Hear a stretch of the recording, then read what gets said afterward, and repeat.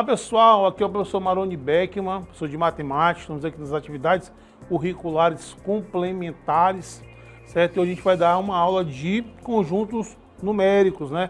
Já falamos um pouco da noção geral de conjunto, turma. E agora a gente vai ver como é que a matemática ela foi organizando os números através de conjuntos, né? Olha, os números que a gente tem hoje, né?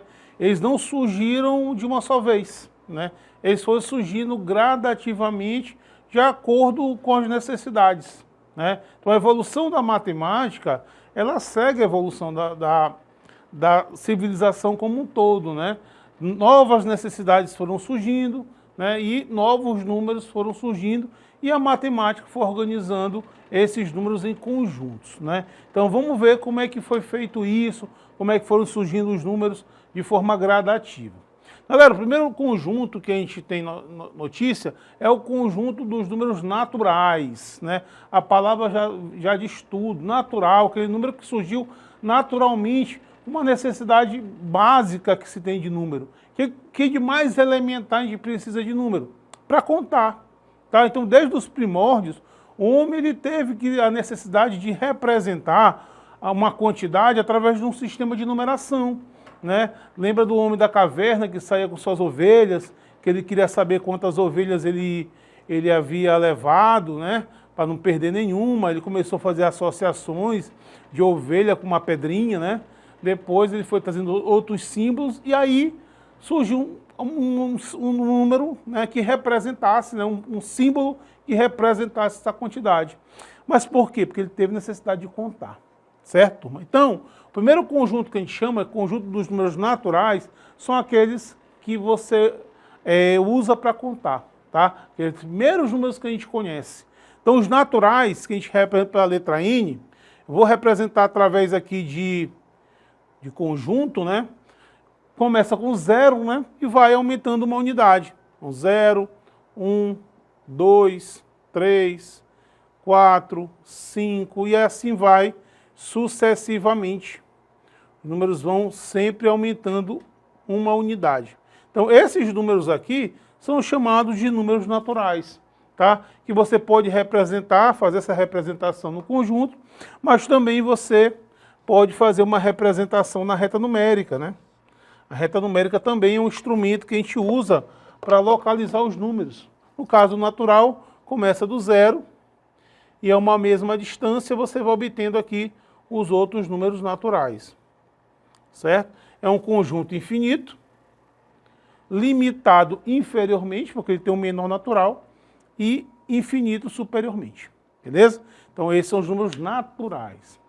Bom, gente, mas assim como a gente falou, as necessidades foram aparecendo.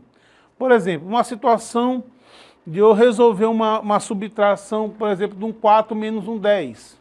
Olha, 4 menos 10, eu não posso usar número natural para resolver essa conta, né?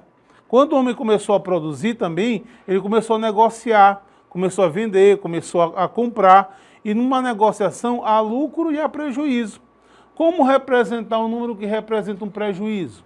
Se uma pessoa compra algo por 20 e vende por 10, teve um prejuízo. Então, houve aqui uma necessidade de você representar números menores do que 0. Então, a limitação dos naturais era o 0. Então, aí nesse contexto, né, de você poder representar números menores do que 0, surgiu o número negativo.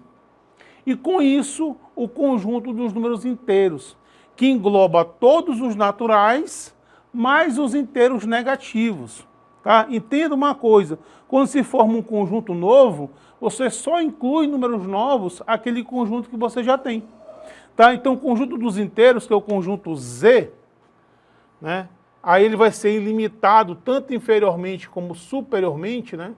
Essa aqui do menos 5, menos 4, menos 3, menos 2, menos 1, 0 aqui. Aí você já viu os naturais, os positivos maiores do que 0, né? 1, 2, 3, e assim vai sucessivamente. Então, esse conjunto aqui é chamado conjunto de números inteiros que representam quantidades inteiras positivas e negativas, certo? Então, veja, professor, então quer dizer, eu posso afirmar que todo natural é um número inteiro? Pode sim. O natural, ele é um subconjunto dos inteiros, porque todo natural ele está presente no conjunto dos números inteiros. Você também, existe aqui a representação na reta numérica, né? Você bota aqui a reta numérica, aí você tem aqui o zero, né? Aí os números maiores do que zero são os positivos, né? Que você pode ou não representar por um mais, mas se não tiver o número subtende que ele é positivo, então à direita do zero você tem aqui os números positivos, e à esquerda do zero são os menores do que ele, que são os números negativos. Menos 1, menos 2, menos 3, menos 4, e assim sucessivamente. Esses números são os números negativos. Beleza? Mas entenda bem, número inteiro representa a quantidade inteira. Seja uma quantidade positiva, seja uma quantidade negativa. Bom, mas que número que você conhece que não está contemplado nos inteiros? E se eu não desejar representar um número inteiro? Se eu desejar representar partes de um inteiro? Né? Uma maçã representa pelo número 1, a metade de uma maçã. Como é que eu faço para representar? Então, nessa ideia de você ter nessa necessidade de você representar valores menores do que uma unidade, então pedaços de quantidades inteiras, saiu a ideia de construir uma fração, né? Um número decimal. E aí surgiu a ideia de formar um grupo maior, um conjunto maior, formado não somente pelos inteiros, mas pelos inteiros também. Mas números que estão entre os inteiros, que são números fracionários, números decimais, dízimas periódicas, tá? Como eu falei no início da aula, quando surge um conjunto novo, é porque surge um número novo para atender uma necessidade nova. A necessidade que eu tenho agora é de representar quantidades que são pedaços de um inteiro. Então não dá para usar número inteiro para isso. Aí surgiram quem? As frações, os números decimais, as dízimas periódicas, certo? Tanto é que a gente chama de racional todo número que pode ser escrito na forma de razão. A palavra racional vem de razão, divisão. Todo número que pode ser escrito na forma de razão é um número racional, certo? A representação já com reta numérica fica complicado, porque veja bem, quando entra racional na história, entre um número inteiro e outro, existem infinitos números racionais. Olha o volume de número que vai aparecer aqui. Então, como é que a gente pode representar, pessoal? Ó, a gente tem uma representação assim. A gente diz que racional representa pela letra Q, né? Todo número x tá o quê? X é igual a A sobre B,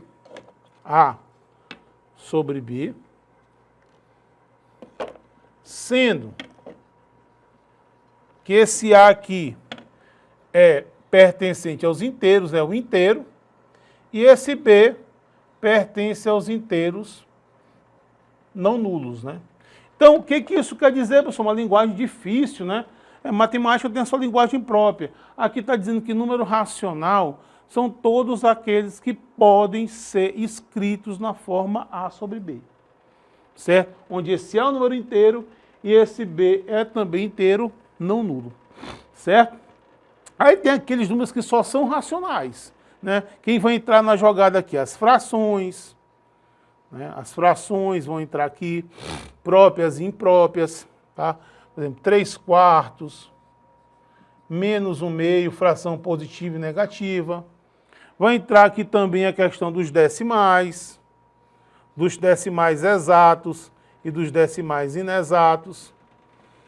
4,2, 5,7. Também as dízimas periódicas, que é aquele número que tem infinitas casas decimais, número bastante interessante, que, por exemplo, se você dividir 10 por 3, 10 terços, você vai encontrar 3,333 e vai ver que esse 3 se repete infinitamente.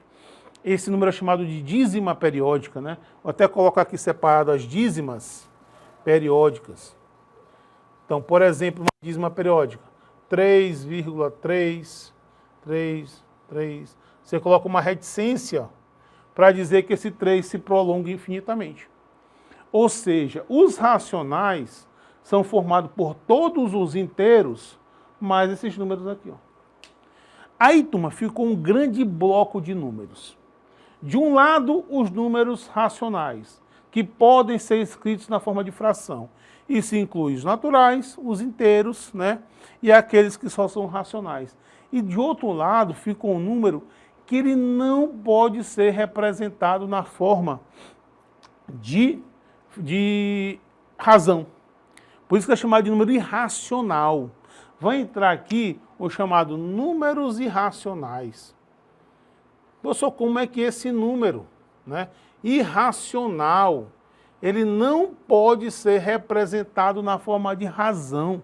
É um número novo, ele não vai estar nesse bloco aqui. Qual é a característica dele? Esse número, assim como a dízima, ele possui infinitas casas decimais, porém não possui período. Ele não tem aquele número que se repete infinitamente, certo? As raízes inexatas, por exemplo, raiz quadrada de 2, raiz quadrada de 5, números que não têm raízes exatas, elas são números irracionais, tá? Então, por exemplo, aqui, deixa eu botar, a raiz quadrada de 2, por exemplo, se a gente for colocar na calculadora, é 1,41, 42 e segue, ó. Vai embora.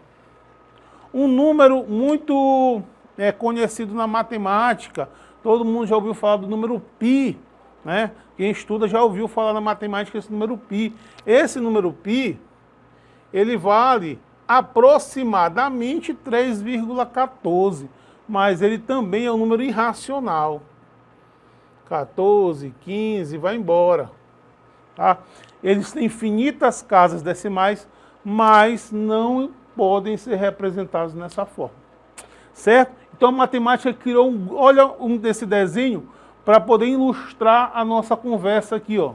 Então, de um lado ficaram os racionais, que podem ser escritos na forma de razão, aí inclui quem está dentro dos racionais, quem são o subconjunto dos racionais. Os naturais, os inteiros, né, são racionais, e do outro lado desse quadro aqui ficam os números irracionais. Juntando os dois, os racionais e os irracionais, formou o conjunto dos números reais. Beleza? Os irracionais ficam desse lado aqui, ó.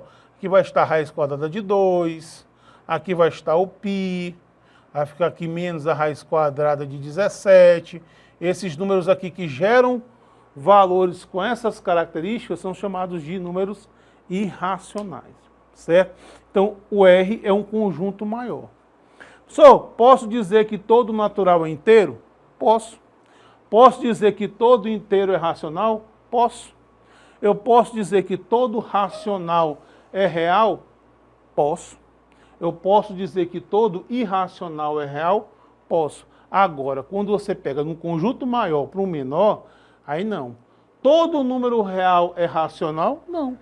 Porque os reais são formados pelos dois. Certo? Todo número inteiro é natural? Olha, só você ver no diagrama.